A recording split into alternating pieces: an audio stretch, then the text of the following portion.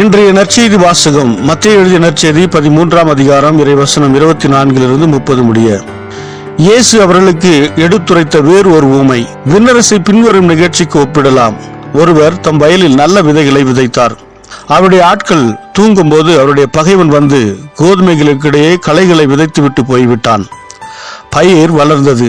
கதிர் விட்ட போது களைகளும் காணப்பட்டன. நிலக்கிழாருடைய பணியாளர்கள் அவரிடம் வந்து, ஐயா, நீர் உமது வயலில் நல்ல விதைகளை அல்லவா விதைத்தீர், அதில் களைகள் காணப்படுவது எப்படி என்று கேட்டார்கள். அதற்கு அவர், இது பகைவனுடைய வேலை என்றார். உடனே பணியாளர்கள் அவரிடம், நாங்கள் போய் அவற்றை பறித்து கொண்டு வரலாமா, உன் விருப்பம் என்ன என்று கேட்டார்கள். அவர், வேண்டாம், களைகளை பறிக்கும்போது அவற்றோடு சேர்த்து கோதுமையும் நீங்கள் பிடுங்கிவிடக்கூடும். அறுவடை வரை இரண்டையும் வளர விடுங்கள். அறுவடை நேரத்தில் அறுவடை செய்வோரிடம், முதலில் களைகளை பறித்து கொண்டு வந்து எரிப்பதற்கென கட்டுகளாக கட்டுங்கள், கோதுமையையோ என் களஞ்சியத்தில் சேர்த்து வையுங்கள் என்று கூறுவேன் என்றார். இது கிறிஸ்து வழங்கும் நற்செய்தி. கிறிஸ்துவே உமக்கு புகழ். ಮತ್ತಾಯ ಅಧ್ಯಾಯ 13 ವಚನ 24-30 ಬಳಿಕ ಯೇಸು ಅವರಿಗೆ ಇನ್ನೊಂದು ಸಾಮ್ಯದ ಮೂಲಕ ಬೋಧಿಸಿದನು. ಅದೇನೆಂದರೆ, ಪರಲೋಕ ರಾಜ್ಯ ಒಳ್ಳೆಯ ಬೀಜವನ್ನು ತನ್ನ ಹೊಲದಲ್ಲಿ ಬಿತ್ತಿದ್ದ ಒಬ್ಬ ರೈತನಂತಿದೆ. ಆ ರಾತ್ರಿ ಜನರೆಲ್ಲರೂ ನಿದ್ರಿಸುತ್ತಿದ್ದಾಗ ಅವನ ವೈರಿ ಬಂದು ಗೋಧಿಯ ನಡುವೆ ಹಣಜೆಯನ್ನು ಬಿತ್ತಿ ಹೊರಟು ಹೋದನು. ಬಳಿಕ ಗೋಧಿ ಬೆಳೆದು ತೆನೆ ಬಿಟ್ಟಿತು.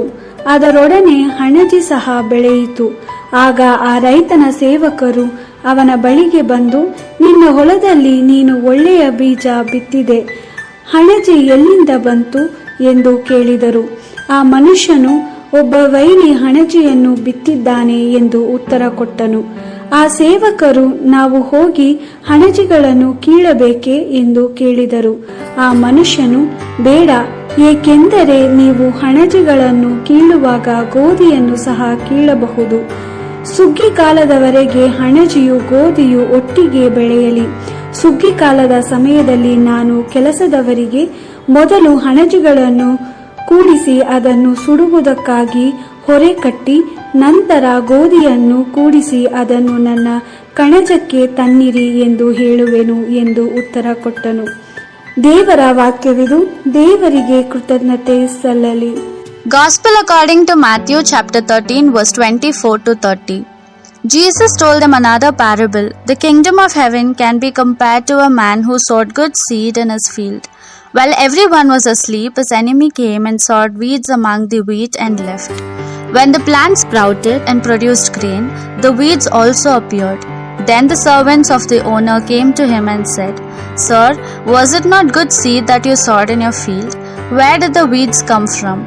He answered them, This is the work of an enemy.